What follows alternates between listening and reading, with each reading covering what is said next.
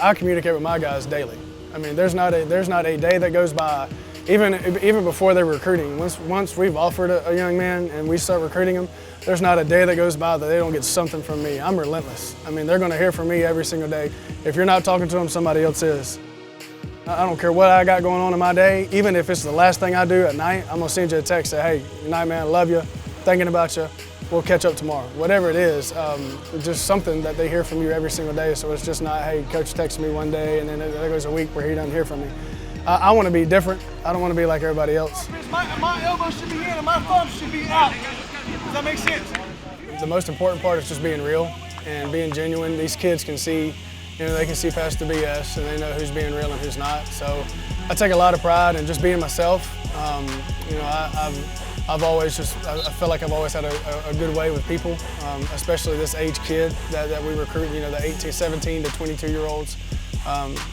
That's my favorite part of this job. I mean, I love football, I love the X's and O's, but getting a chance to build relationships with young men and getting to impact their lives and just be something different. A lot of these kids we recruit, some of these kids have never had a male figure in their life, and I take a lot of pride in being that for some of these guys and just building relationships, lifelong relationships, not just 4 years, but relationships that'll last the rest of their lives. Is one of the keys understanding that demographic you mentioned, the 17, 18-year-old, the 16-year-old, what motivates them, what interests them? Yeah, there's no, I mean, every kid's different.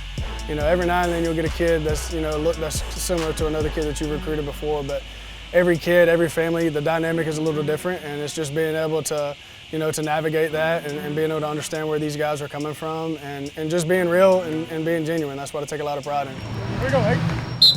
This is a people business, and you're in it to build relationships. And it's all about the kids. It's not about me.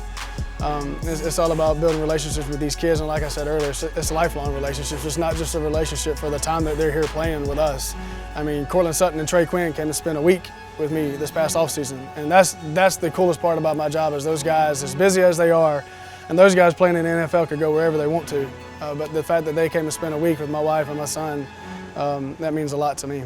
KJ to throw off play action, going deep, a lot of contact, caught anyway at the LSU 30-yard line. Burks caught it.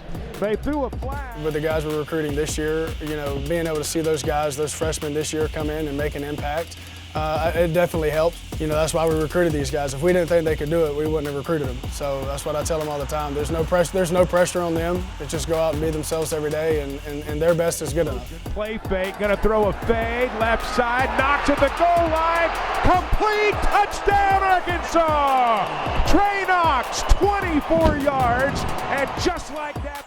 We tell them all the time, if Trey Knox just gets better at football when he's around me, then I've failed him and his parents. Like I'm interested in building the whole young man, and I remember what it was like for me, and what I wanted to be poured into my life at this age, and that's what I'm trying to be for these kids.